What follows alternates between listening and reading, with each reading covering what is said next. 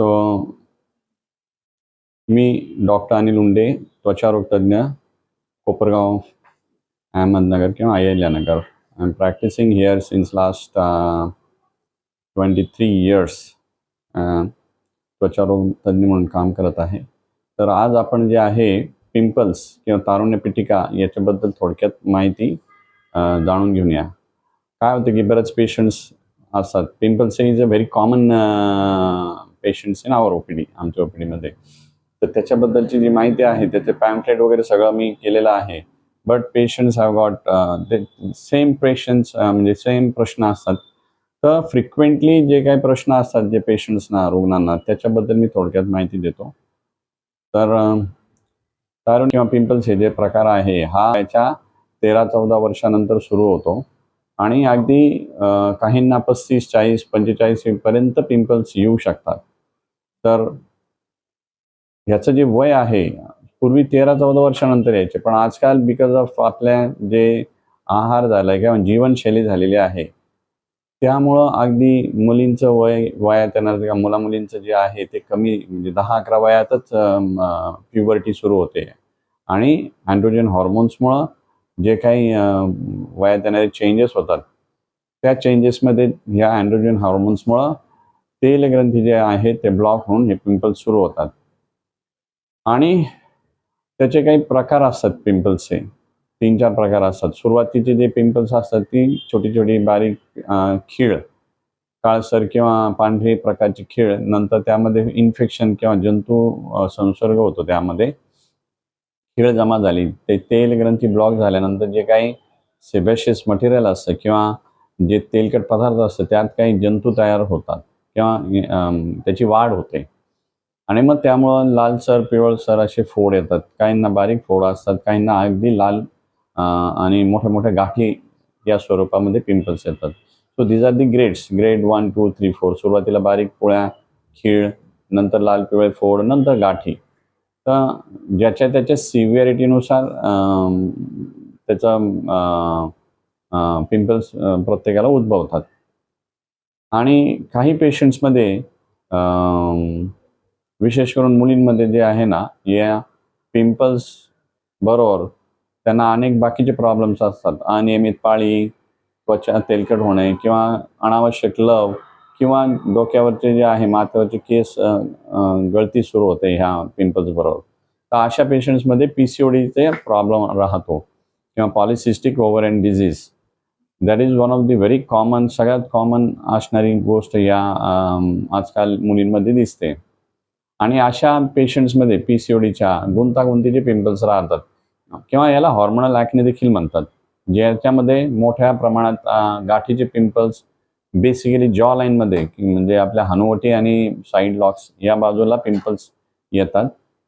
त्याच्यात हे बाकीचे देखील लक्षणं राहतात. तर मग अशा पेशंट्समध्ये किंवा ग्रेड 4 पिंपल्स असणाऱ्या पेशंट्समध्ये गुंतागुंतीचे ज्यांचे पिंपल्स आहेत लवकर न बरे होणारे, अशा पेशंट्समध्ये काही रक्ताच्या तपासण्या वगैरे करून किंवा सोनोग्राफी वगैरे करून देखील औषधोपचार करायला लागतात. यांच्यामध्ये 5-6 महिन्यांचा कोर्स करायला लागतो. अँटी अँड्रोजन प्रिपरेशन्स द्यायला लागतात. आणि मुलांमध्ये किंवा मुलींमध्ये ज्यांना फक्त हॉर्मोनल सेन्सिटिव्हिटी आहे अशा पेशंट्सला ग्रेड 4 किंवा गुंतागुंतीचे पिंपल्स असणाऱ्यांना रेटिनॉइड्स औषधांचा कोर्स करायला लागतो. त्याच्यासाठी देखील काही ब्लड टेस्ट करणं आवश्यक राहतं. तर हे झालं थोडक्यात कारणं आणि थोडक्यात पिंपल्स बद्दलची माहिती. तर बरेच पेशंट्स आजकाल बिकॉज ऑफ सोशल मीडिया त्यांना बऱ्याच गोष्टी माहिती आहेत. ऑलरेडी सगळं इन्फॉर्मेशन इट इज देअर. तुम्ही जस्ट टाईप गूगल सर्च करा किंवा ChatGPTला हे करा, सगळं मिळून जातंय. बट तरी देखील पेशंट्सना डॉक्टरांच्या ह्याच्यातनं ऐकायची इच्छा राहते आणि त्यासाठी हे सगळं इन्फॉर्मेशन आपण देतोय. आणखी केमिकल पिल्स ह्या देखील ही जी गोष्ट आहे बऱ्याच पेशंट्सला दे कम विथ दी डायरेक्ट ते सांगतात की सर आम्हाला पिलिंग करायचं आहे याच्यासाठी. तर chemical peel is one of the treatment modalities for pimples. Chemical peels म्हणजे काही जादू नव्हे. Along with your medical line of treatment तुमच्या गोळ्या मलमांबरोबर chemical peel helps for your early resolution किंवा त्याच्याने तुमचं जे मेडिसिन्स डोसेजचं प्रमाण जे आहे ते कमी होऊ शकतं. आणि पिंपल्समुळे होणारे जे त्याच्यामध्ये आपण किंवा लाल पिवळे फोड असणारे जे पिंपल्स आहेत प्रकार, त्यामध्ये देखील we use different kinds of peels. तर गोळ्या मलमांबरोबर chemical peel is an additional किंवा त्याच्या संलग्न ट्रीटमेंट आहे ती. त्याचबरोबर IPL किंवा काही लेझर्स देखील आपल्याला वापरायला लागतात किंवा वापरता येतात. पण लेझर, IPL ह्या गोष्टी देखील जादू नव्हे, की ते केलं म्हणजे लगेच जादू झाली. No. It is complimentary. Along तुमच्या गोळ्या मलमांबरोबर ह्या ट्रीटमेंट्स कॉम्प्लिमेंटरी आहेत किंवा दॅट हेल्प्स फास्टर रिझोल्युशन असं. आणखी एक गोष्ट म्हणजे बरेच पेशंट्स वेळेमध्ये उपचार न केल्यामुळे त्यांचे पिंपल्समुळे खड्डे तयार होतात किंवा लाल पिवळे फोड मोठे जे फोड आहेत त्याचे बरे होताना देखील व्रण पडतात किंवा खड्डे पडतात. तर खड्ड्यांसाठी किंवा व्रणांसाठी जे आहे there are different modalities of treatment. Chemical peels, subcision, roller, microneedle RF किंवा fractional CO2 laser, derma rollers या वेगवेगळ्या ट्रीटमेंट्स आहेत. तर depending on the type of the scars व्रणाचे जे प्रकार आहेत त्यानुसार ते ट्रीटमेंट्स राहतात. आणि व्रण किंवा खड्ड्यांसाठी जे ट्रीटमेंट आहे that goes on for quite few months. 5-6 महिने ट्रीटमेंट चालतं त्याचं. आणि मग at the end of 4-5-6 months you get that desired result. म्हणजे त्याने खड्डे वगैरे कमी व्हायला लागतात. असे नव्हे की बाबा 1 महिन्यामध्ये खड्डे एकदम कमी झालेत. It will take time. It has got down time. तर त्याच्यात हे वेगवेगळ्या प्रकार ट्रीटमेंटच्या राहतात खड्ड्यांसाठी. आणि फ्रॅक्शनल CO2 लेझर अशा ह्या विविध प्रकारच्या ट्रीटमेंट्स असतात. आणि आणखी एक गोष्ट म्हणजे बरेच पेशंट्सला आजकाल जे जॉब करतात किंवा स्टुडंट्स आहेत, जागरण झाल्याने अचानक पिंपल्स वाढू शकतात किंवा स्ट्रेसफुल इव्हेंट झाले काही लाईफमध्ये तर त्याने देखील अचानक पिंपल्स वाढतात. खाण्यामध्ये तळलेलं तेलकट किंवा स्निग्ध पदार्थ, गोड पदार्थ किंवा रिफाईंड शुगरचं प्रमाण जास्त जर सेवन केलं गेलं तर त्याने देखील अचानक पिंपल्स वाढतात. Plus post facial acne. बरेच आता काय होतं की हे सिरम लाव, ते सिरम लाव. देर इज म्हणजे खूप there is flood of information about using this Serum on social media and on internet.